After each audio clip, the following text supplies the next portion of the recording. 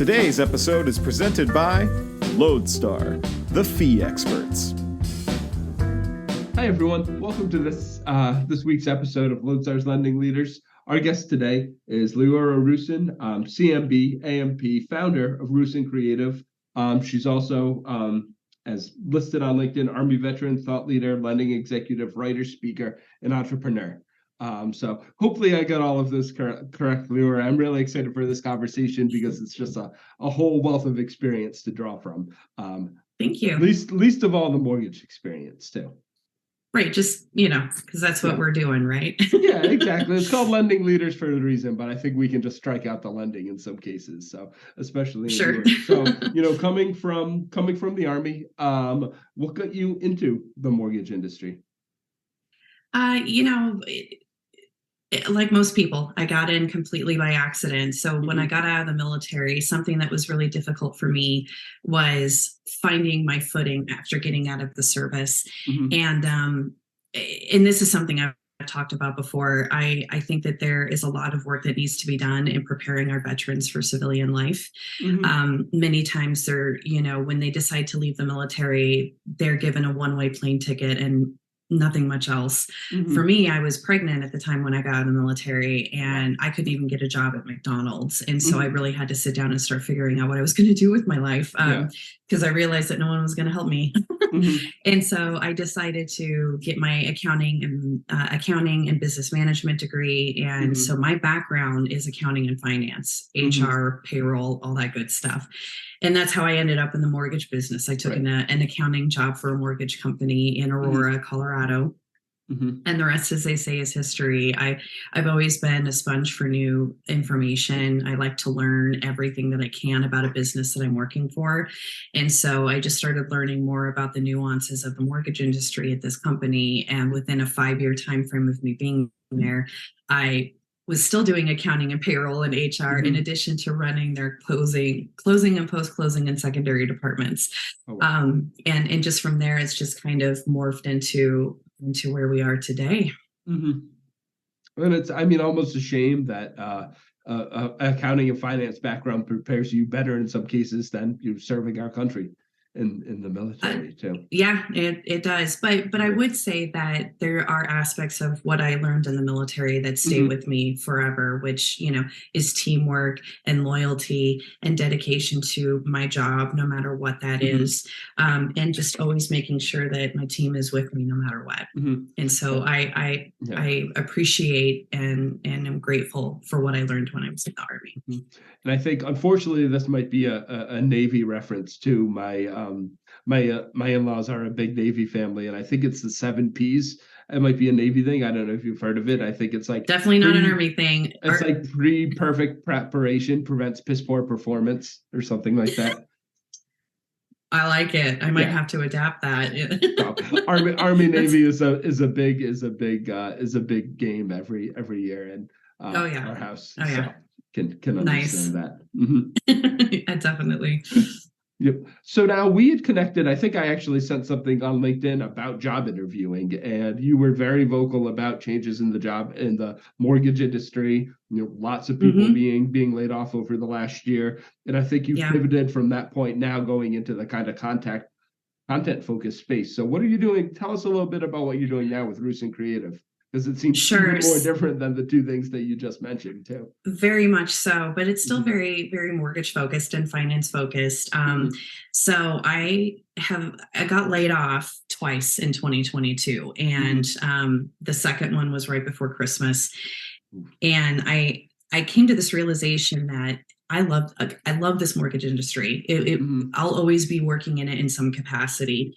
I'm known in the industry as someone who gets it done, and then I'll just put the SH in front of that.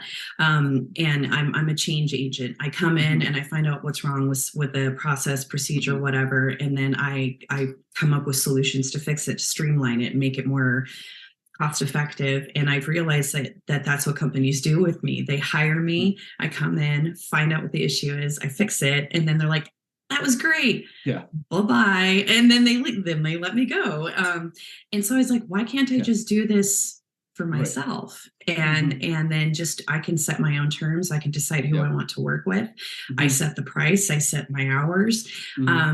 And I've been freelance writing for several years. I've been managing editor of a couple of mortgage magazines. And so I was like, I'm going to make substantially less of what I'm used to, but I think I'm going to be okay with that because it'll keep me in the industry and it'll allow me to continue to help people, but on my own terms. And so that is where Ruzin Creative came from. Right. And I mean, there's something to be said for that flexibility and stability. And I'm sure you were there too as a business owner when after you fixed the problem for that company, you probably said, hey, you guys have 5 more problems that I need to fix for you. Like what are you doing? Like there's no shortage of problems right now. Like and that's when they would say, and they would say, well, you need to stay in your own lane. Yeah. That's not what we hired you for. Or sometimes they'd hire me to come in and fix something. And then when I would provide solutions, they would not adopt them. That's not how we do things. We've done it this way for 15 years and we're going to keep it that way. And I'm like, and that's why you're in trouble. But okay, you're the boss. So well, that inertia seems like a perfect segue into SEO, content marketing, social media, right? All these things that are very much foreign to a lot of folks of a certain age who've been in an industry like mortgage for a while. So, you know, how do you get people to kind of buy into the fact that that's important? It's just, it's just a matter of this is the age we're in. And the train has already left the station. And so you're already behind. And so I don't try to put the, fear into them that they're going to be irrelevant if they don't jump on the social media train. Yeah. Should have seen what Bowie. Anyway, that'll be good on a playback.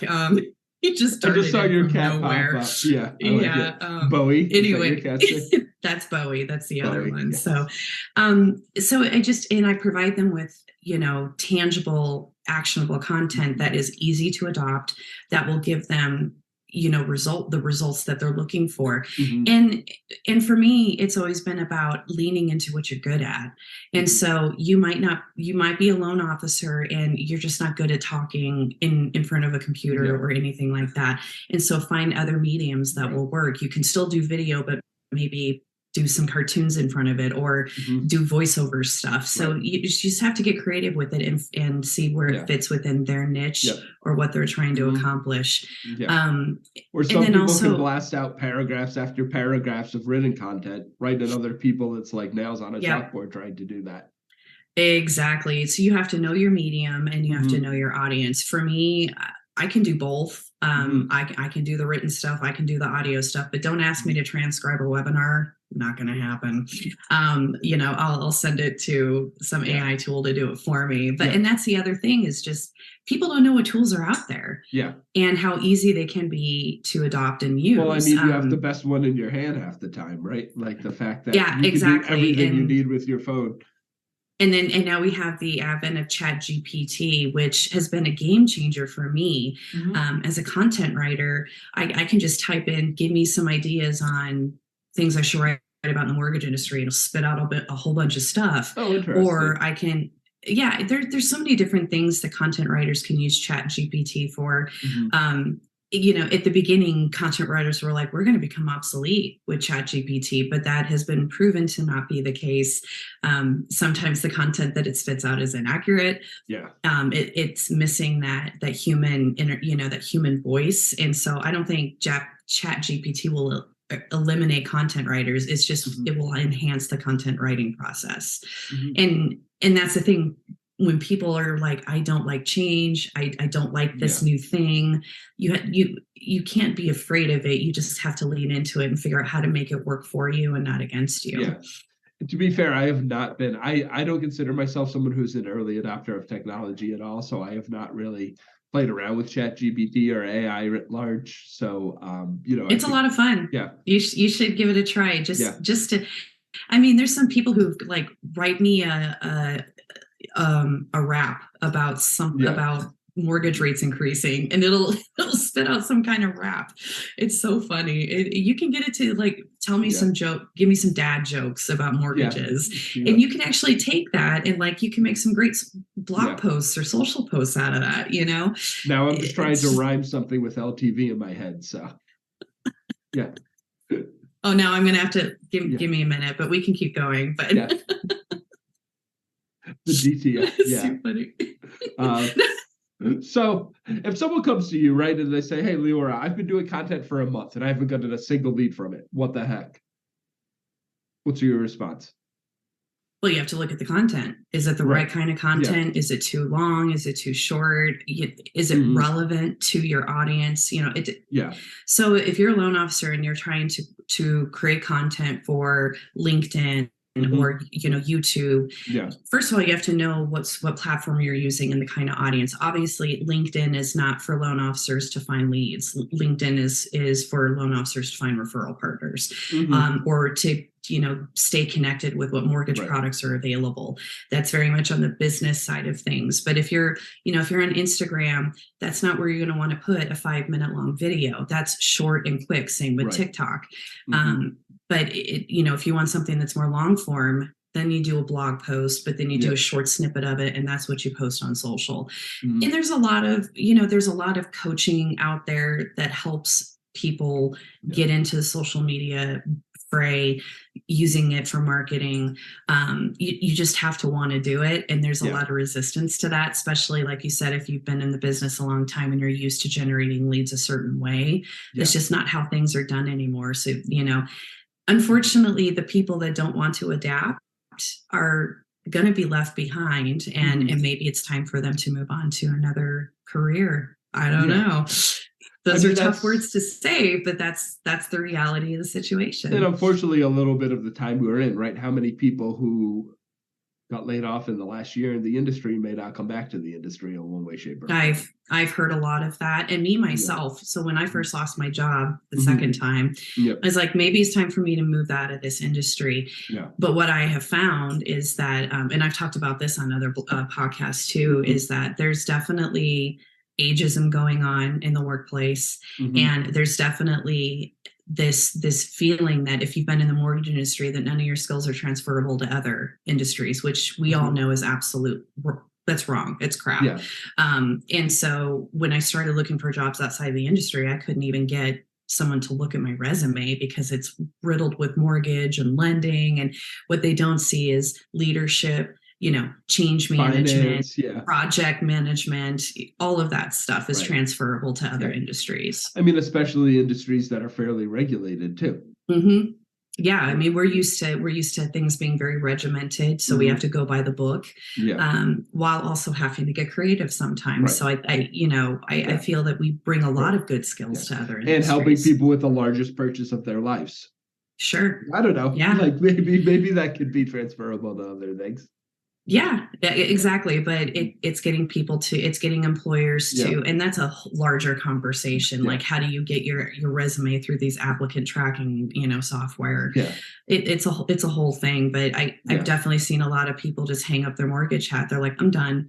And it's because after years and years of giving loyalty to companies, for them to just dump you on a dime, it's hard. It's a hard pill to swallow. Yeah, and you had, been very forthright about talking about being laid off, and I've seen personally a lot of other people in the same boat. We've even had some of them on the podcast as well. To me, that feels different than in former periods of time. So I don't know if are we just more connected now? Are people more honest about this type of thing? And like in looking at social media, how do you bring that authenticity? I think it's a combination of things. I feel like what's going on in the mortgage industry now is vastly different than what happened in 2008. And what's weird about it is in 2008, we were largely responsible for the crash, right? Got to own it. But this time around, it's like we were helping keep the economy up and going during the pandemic. We were the ones who kept things, we prevented a crash. We came up with solutions to continue doing mortgages and continue to close loans, during total lockdown. And then when everything gets better, COVID is gone, we're back to normal, whatever that is. And the economy starts to downshift, and now we're suffering. We're, we keep hearing about how job numbers are amazing and employment is through the roof and unemployment is at the lowest it's ever been. But if you take certain certain industries like tech and finance, we are bleeding. We're the only industry that is right. And we're on the opposite side of inflation. And these companies are letting people go. What frustrates me is these companies that made bank in 2021 and 2022 didn't save any money to get us through what we knew was going to be on the other side of this. And so people got paid bonuses. Right. C-suite people got their money, and then everybody else is getting pooped on. I've heard an anecdote about a mortgage exec who borrowed against their warehouse line for a bonus. And okay, that's illegal, but whatever. Something, right. And that's what's so I think people who've been in this industry as long as we have, especially those who've been in it since at least the crash of 2008, we're starting to see the reality that these companies are not as loyal to us as we are to them. And now we have social media to be the voice. And sure, could there be repercussions of that? Possibly. But I think we're tired and we're frustrated and fed up. And now we're using these platforms to try to change things. And it starts with people being honest about the issues so we can try to find solutions. Well, and the importance of things like a personal brand, like you now started your own business, right? Because of that and being forthright about that and people knowing who they deal with too. And I think that's one thing that I've found in content. While sure, it's brought some leads there, the real ROI is just people knowing you. And we can go in, especially when we grow our business and we hire people come in and say, hey, I listened to your podcast. I feel like I know you now. We had a competitor of ours, they may or may not be listening now, come up and shake our hands for the content that we put out. That's the other thing I love about being on this side of the business is I don't have any competitors.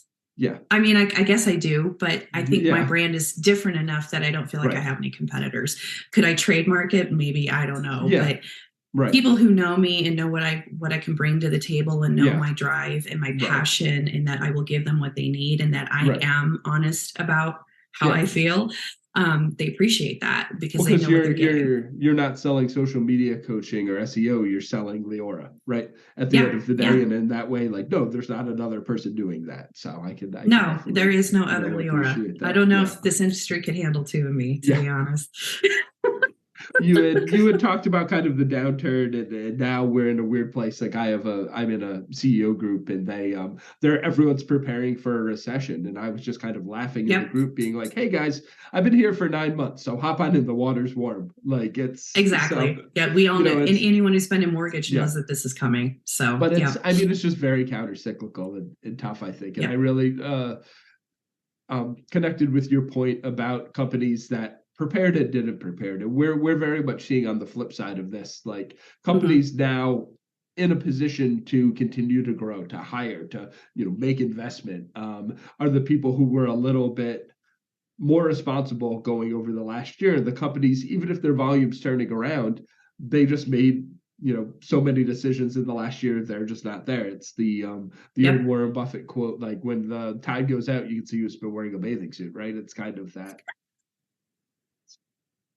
I like that too. Yeah, that's that's a new one. I haven't heard that one either. Recession quote. I love my quotables. So I love it. And that's, what you're seeing now, quite frankly, for me, the period of time that we're in, it's just so damn confusing because you're seeing people go out of business. You're seeing people buy companies and everywhere in between. You're seeing people lay off people, hire people. Like there's a lot going in and going out at the same time. And you see the same companies laying off people, hiring people. I was like, there's a better way to do that. It's take the people you're going to lay off and see if you can put them in new positions and then see who you still need to hire. But I feel like this is pretty basic stuff. And it confuses me that some of these companies just don't get it.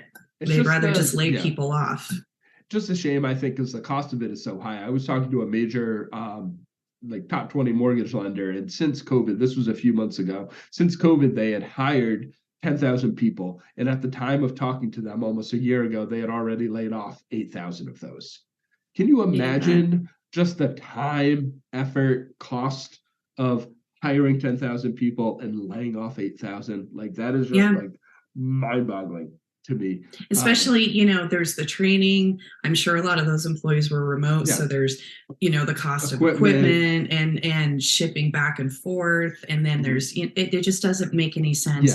Yeah. And I've had some deeper conversations about this, about we as an industry need to find a way to solve the human spackle dilemma. And I posted about this on LinkedIn, and it ended up being it went viral. It's like the biggest LinkedIn post I had. And it would suck in the beginning, because we need to identify and adopt tech that will allow companies to pivot when they need to during these peaks and valleys. And it would involve some right sizing in the beginning, but then after that point, you don't have to keep throwing human beings at problems and leaning into the tech that's available. And some companies are just too afraid. Well, part of it is the right sizing is happening already, right? So a lot of companies I spoke to, I was at a conference, and I always like to ask people, what are you looking at here? And to the person, they said automation. They said, we don't want to have to hire people when things turn. Yeah. Right. So I think that's good for the industry, because just having fewer people come and go is just, it's just a lot. Yeah. And like you said, I think we're going to see organically the industry shrink in terms of the number of people working in it, just because they're tired. Well, and at retirement age in some cases as well, right? Like there's the generational problem we're having we talk about for 20-30 minutes on its sure own. And we're having a hard time finding new people to come in. So Well, covered a lot of ground here. So I told you the 20 minutes we're going to go fast. And that's not even talking about generational issues. So the last question we always ask everyone is at Lodestar, we talk about things that inspire us. A Lodestar is a guiding light, like a North Star. So for you, what gets you excited to go out, post content, continue to travel in the industry, and do all the things that you're doing right now? So I'm part of a mentoring group with the MBA right now. And one of the questions that I got asked this week is who's the one person you think of that inspires you? And for me, it's my son. He's 15, he's in high school, and he's transgender. And he is teaching me every day to think differently and to see real world situations differently. And so I want to honor his transparency and his honesty in the work that I do. And so, because I want him to see that being transparent, being honest, and being accepting and inviting of all people is worth it at the end of the day. And that there are still good people in the world and people who want to see you succeed.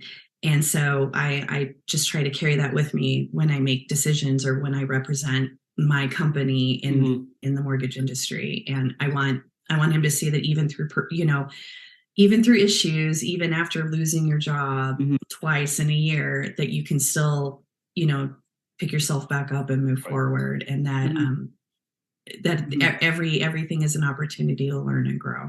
Oh, that's beautiful. I mean, if he can be transparent with who he is, why shouldn't we, right? Absolutely. No, I think that's absolutely a great note to end on. So, Leora, I really appreciate your time. Thanks so much for coming on the show. Of course. Thanks for having me. Yep. Thank you for listening to Lodestar's Lending Leaders. Please like, subscribe, and rate us 5 stars anywhere you get your podcast. I'd like to give a special thank you to the Lodestar team involved with the production of this podcast, including Elena Gardner, Tim Austin, and John Gardner.